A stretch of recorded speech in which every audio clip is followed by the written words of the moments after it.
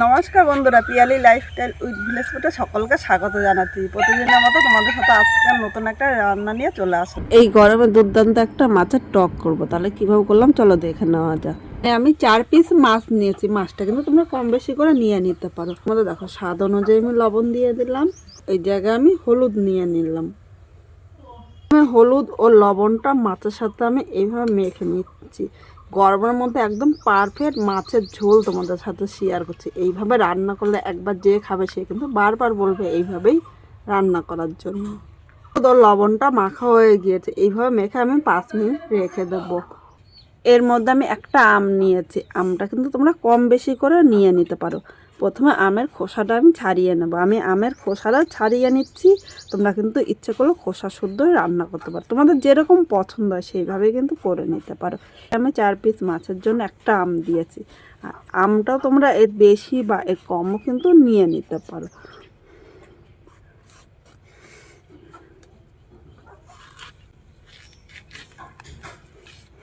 এবার আমগুলো দেখো মাঝখান থেকে এইভাবেই কেটে নিয়েছি। এখানে দেখো এইভাবে খুব বেশি বড় বা খুব বেশি ছোটো করুন, যেরকম আলু কাটি সেরকমই কেটে নিয়েছি। এবার কেটে সাথে সাথে জলের মধ্যে আমি ভিজিয়ে রাখলাম, নাহলে কিন্তু আমের থেকে একটা কষ বেরোয়। কষটা বেরোলে কিন্তু তখন কালো হবে আর খেতে ভালো লাগবে না। এইভাবে জলের মধ্যে আমি ভিজিয়ে রাখবো। এবার মূল রান্নায় চলে আসলাম। এদিকে কড়াই বসিয়ে দিয়েছি। কড়াইয়ের মধ্যে আমি সর্ষের তেল নিয়ে নিলাম। প্রথমে তেলটা ভালো করে গরম করে নিতে হবে। আর তেলটা দেওয়ার আগে কড়াইটাও কিন্তু গরম করে নিতে হবে, তাহলে মাছ ভাজার সময় কিন্তু কড়াইতে লেগে যাবে না। এদিকে তেলটা ভালো করে গরম হয়ে গিয়েছে, একটু নেড়ে চেড়ে নিলাম। এবার এর মধ্যে আমি একে একে মাছগুলো নিয়ে নিলাম। আমি সব মাছগুলো একসাথে ভাজছি। তোমরা তোমাদের সুবিধা মতো কিন্তু মাছগুলো ভেজে নেবে। মিডিয়াম আগুনে মাছগুলো ভাজতে হবে, খুব জোরে আগুন দেওয়া যাবে না। খুব জোরে আগুন দিলে কিন্তু মাছটা উপর দিয়ে পোড়া লেগে যাবে আর ভেতর দিয়ে কাঁচা থাকবে, তখন কিন্তু খেতে ভালো লাগবে না। মিডিয়াম আগুনে একটু সময় ধরে মাছগুলো ভেজে নিতে হবে। এই মাছটা ভাজতে ভাজতে চলো একটা মশলা রেডি করে নিই। এখানে আমি একটা বাটি নিয়ে নিলাম। আমি হাফ চামচ কালো সর্ষে নিয়ে নিয়েছি, হাফ চামচ সাদা সর্ষে দিলাম। এখানে আমি 2 রকমের সর্ষে মিশিয়ে করব। তোমরা ইচ্ছে করলে যে কোনো একটা সর্ষে দিয়ে করতে পারো। এবার এর সাথে সামান্য একটু হলুদ নিয়ে নিলাম, লবণ দিলাম। হলুদ ও লবণ দিয়ে সর্ষেটা বাটলে অনেকে বলে তেতো লাগে, এইভাবে বাটবে দেখবে একটুও তেতো লাগবে না। এর সাথে আমি 2টো কাঁচা লঙ্কা নিলাম। তোমরা ঝাল যেরকম খাবে সেই হিসাবে নেবে। এবার সব কিছু একসাথে আমি বেটে নিয়ে আসছি। সর্ষেটা একদম মিহি করে বেটে নিয়েছি। এরকমই কিন্তু মিহি করে বেটে নিতে হবে। এদিকে মাছগুলো লাল করে ভেজে নিয়েছি। আর এর থেকে বেশি ভাজবো না, এর থেকে বেশি ভাজলে কিন্তু খেতে ভালো লাগবে না। এবার মাছগুলো আমি তুলে নিলাম। মাছগুলো এক সাইডে রেখে দিয়েছি। এখন কড়াইতে কিন্তু অনেকটাই তেল আছে, তাই এর মধ্যে আর তেল দেব না, এই তেলেই রান্না করব। এখানে একটা শুকনো লঙ্কা সম্বাদ দিলাম।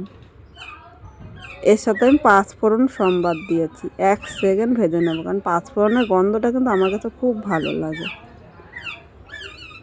1 সেকেন্ড ভেজে নিয়েছি। এর মধ্যে একটু কারি পাতা দিয়ে দিলাম। কারি পাতাটা 1 সেকেন্ড ভেজে নেব।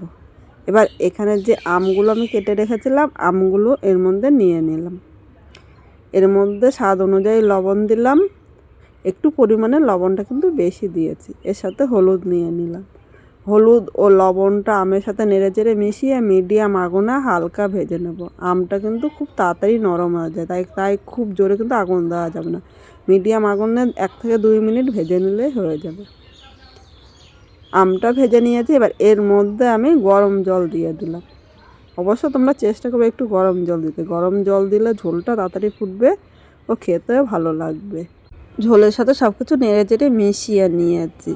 আর যে জায়গায় মাছ অল্প, তাই কিন্তু আমি ঝোলটা অল্প দিয়েছি। একটু ঝোল পাতলা ঝোল হলে খেতে বেশি লাগবে।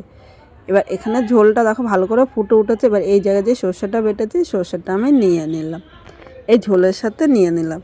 তোমরা কিন্তু আলাদা করে কষিয়ে নিতে পারো, কিন্তু এইভাবে একবার রান্না করো। এইভাবে রান্না করলে কিন্তু দারুণ লাগে। এখন ঝোলটা আবারও ভালো করে ফুটিয়ে নেবো। এই সময় তোমরা একবার চেক করে নেবে, এর মধ্যে যদি লবণ লাগে তাহলে আর একটু লবণ দেবে, কারণ এই টকের মধ্যে কিন্তু একটু লবণটা বেশি লাগবে। ঝোলটা না ফোটা পর্যন্ত কিন্তু এর মধ্যে মাছ দেওয়া যাবে না। ঝোল ফুটার আগে মাছ দিলে খেতে কিন্তু একদম ভালো লাগবে না। এইভাবে আরও 2 থেকে 3 মিনিট ঝোলটা ভালো করে ফুটিয়ে নেব। এখানে ঝোলটা ফুটে উঠেছে। এবার একে একে আমি সব মাছগুলো নিয়ে নিলাম। এবার মাছটা ঝোলের সাথে নেড়ে চেড়ে মিশিয়ে নিয়েছে। আরও কিছুক্ষণ এইভাবে রান্না করে নেব। এর মধ্যে কিন্তু ঝোলটা মাছের মধ্যে ঢুকে যাবে আর খেতে ভালো লাগবে। এইভাবে আমি 3 মিনিট রান্না করে নিয়েছি। এবার আমি নামিয়ে নেব। আজকে খুব সাধারণভাবে এই মাছের ঝোলটা রান্না করেছি। তোমরা কিন্তু একবার করো। এই গরমে কিন্তু এইভাবে মাছের টক করলে দারুণ লাগে খেতে। আর এটা একটু পাতলা ঝোল হলে কিন্তু দুর্দান্ত লাগে। দুপুরবেলা এই একটা মাছের ঝোল দিয়ে কিন্তু খাওয়া হয়ে যাবে। আজকে আমার এই রেসিপিটা কীরকম লাগলো অবশ্যই কমেন্ট করে জানাতে কিন্তু ভুলো না। নতুন কোনো বন্ধু এই ভিডিওটি দেখতে আসলে ভালো লাগলে একটা লাইক, শেয়ার ও কমেন্ট করো ও সাবস্ক্রাইব করে পাশে থেকো, যাতে নতুন নতুন ভিডিও আপলোড করলে সবার আগে নোটিফিকেশন আপনার কাছে পৌঁছিয়ে যায়।